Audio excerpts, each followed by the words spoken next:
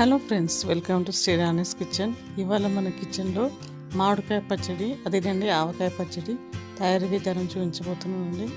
పక్కా కొలతలతో మామిడికాయ పచ్చడి ఎలా పెట్టాలో ఈ వీడియోలో చూడండి. ఈ మామిడికాయ పచ్చడి వేడి అన్నంలో టేస్ట్ చాలా బాగుంటుంది. ఇంకా లేట్ చేయకుండా రెసిపీ చూద్దాము. ముందుగా ఈ పచ్చడి కోసం తాలింపు చేసుకోవాలి. ఈ తాలింపు కోసం కడాయిలో 1/2 లీటర్ ఆయిల్ వేసుకొని ఆయిల్ వేడెక్కనివ్వాలి.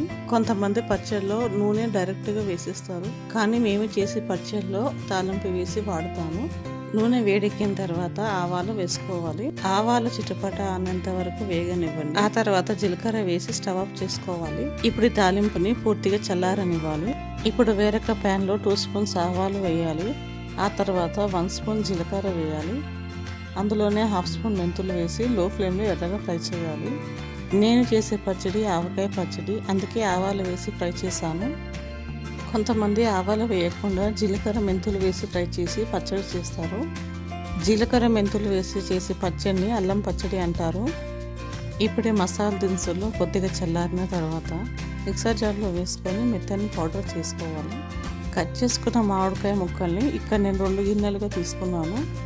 ఈ మామిడికాయ ముక్కల్ని చక్కగా కడిగిన తర్వాత తడి ఆడిన తర్వాత పచ్చడి చేసుకోవాలి. ఈ మామిడికాయ ముక్కల్లో 1 గ్లాసు సాల్ట్ తీసుకున్నాను. ఇక్కడ నేను అన్నపూర్ణ సాల్ట్ వాడాను, అందుకే 1 గ్లాసు సాల్ట్ వేసాను. పచ్చడికి వాడే సాల్ట్ అయితే 2 గ్లాసు ఉప్పు పడుతుంది. అదే గ్లాస్తో 2 గ్లాసుల కారం పొడి వేయాలి.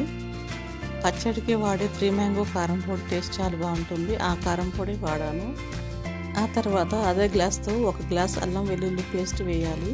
అదే అల్లం పచ్చడి అయితే 1 గ్లాస్ కాకుండా 2 గ్లాసు అల్లం వెల్లుల్లి పేస్ట్ వేయాలి.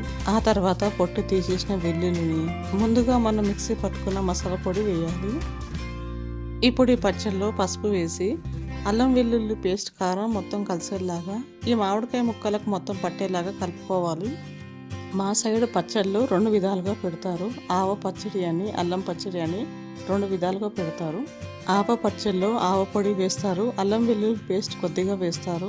అదే అల్లం పచ్చడి అయితే ఆవ పొడి వేయకుండా అల్లం వెల్లుల్లి పేస్ట్ ఎక్కువగా వేస్తారు.